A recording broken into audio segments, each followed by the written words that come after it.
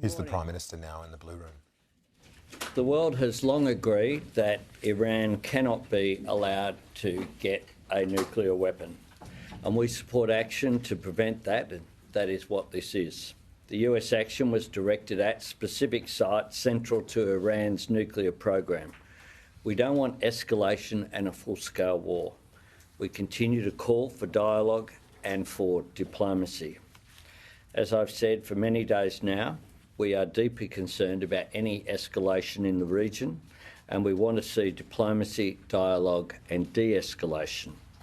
We've been upfront about the challenge facing the international community, that is, dealing with the threat posed by any Iranian nuclear weapons program and dealing with the risk of regional escalation.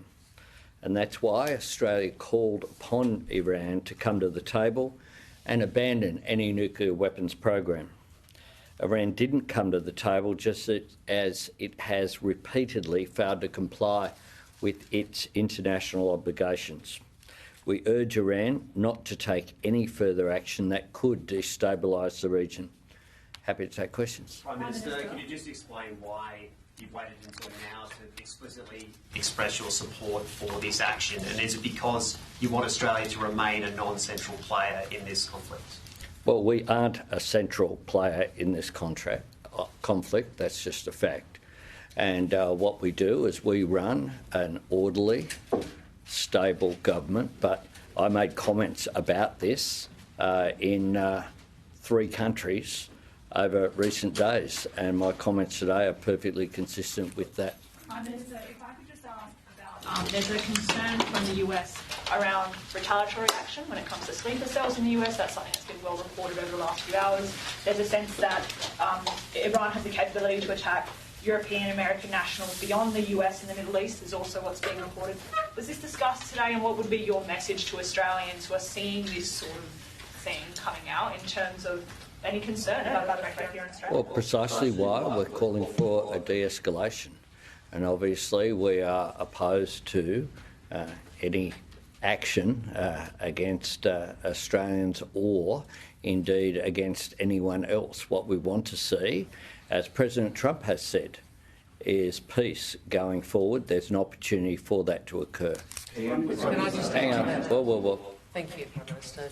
I'll just add to that. Obviously, there are always risks, not only from escalation in the region, but also potential for risk more broadly. I indicated publicly this morning that I have asked my department to consider whether there's any alteration to travel advice more generally, which we will obviously make sure is up to.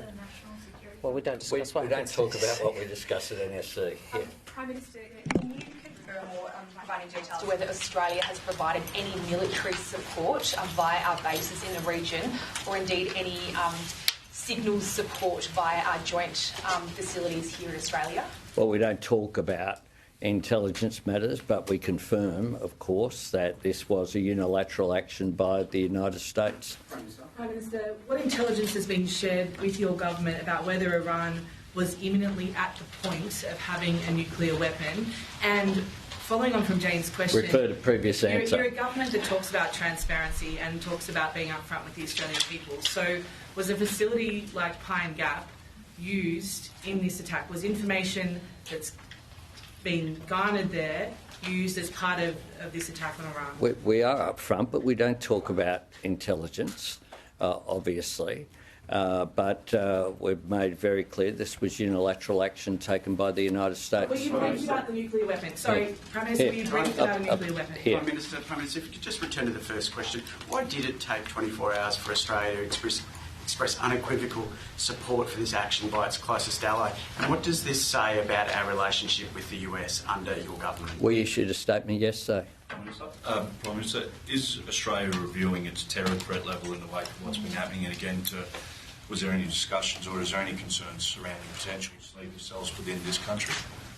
Look, we constantly under a position where the ASIO Director General and our security intelligence agencies are constantly engaged in monitoring. There's been no change in any of the advice that has been issued. Tim? Prime Minister, PM Starmer noted that his government was given prior warning of the US action in Iran, I think quite shortly before it took place, but he was given warning. Was ours? The UK has been one of the countries that's been at the negotiating table with Iran for many years on its nuclear weapons program. Just to follow up, so was your government briefed prior to the attack? This was unilateral action taken by the United States. PM, you weren't briefed? Is that the... This was unilateral action taken by the United States. Prime Minister, have you spoken to President Donald Trump since the G7 summit? No. Prime Minister? You talk about Tehran coming back to the negotiating table. They were in discussions with the US 10 days ago. Israel attacked it. It actually bombed its chief negotiator. Regardless of what you think about the regime, what incentive, hasn't this blown Tehran's trust in the negotiation process?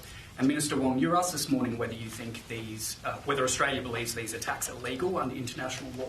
Can we clarify, do you believe they were legal under international law? Well, Iran has an interest very clearly as well, I believe, in ensuring that there is not an escalation in the region. And that is the incentive that they have. The United States have made clear their position, and we continue to call for dialogue. Had Iran complied with the very reasonable requests that were made, including by the IAEA, then circumstances would have been different. I asked a question, Minister Wong. Here. PM, last year, when there were strikes on the Houthis in Yemen, the government did confirm that Australian resources were part of those strikes, that we refuelled jets and so forth. Are you saying there was absolutely no Australian involvement whatsoever, refuelling jets, and nothing whatsoever? Well, I can't be clearer than this was unilateral action taken by the United States. Phil? Senator Wong, on your decision to withdraw our staff from the embassy in Tehran, was that a consequence of fear for their safety, as in being hit by a bomb, or was it their safety that there may be reprisals on the ground in Tehran against US citizens and their allies? Thanks, Phil. Obviously, that was a difficult decision to make. We've had to do it previously. Previous government had to do it in Kyiv and in other parts of the world. It occurs from time to time. But I would say we were very conscious of the history in Iran, which I think is people well know, and the advice to me, which I discussed with the Prime Minister and the Deputy Prime Minister, was to ensure we got our people out. Obviously, the situation in Iran is very distressing for Australians. We have over 3,000 Australians and their families who have registered with us as seeking to leave, and obviously airspace remains closed. We have deployed people to the Azerbaijani border in the event that more Australians are able to exit through that border. Just here. Just back to Anna's question. Do you support the premise of the US attack? Oh, sorry. You support the US attack, but do you support the premise of the US attack, which is that Iran was imminently close to having nuclear weapons? And if so, what intelligence on that have Well, you the received? information has been clear that Iran has sought to increase the grade, which had been, there's no other explanation for it to reach 60 other than engaging in a program that wasn't about civilian nuclear power. And that was clear. It was also very clear over a period of time, and as early as a week ago, of course, at the G7, when President Trump left the G7, made it clear that Iran had an opportunity to comply. They chose not to, and there have been consequences of that. Thanks very much.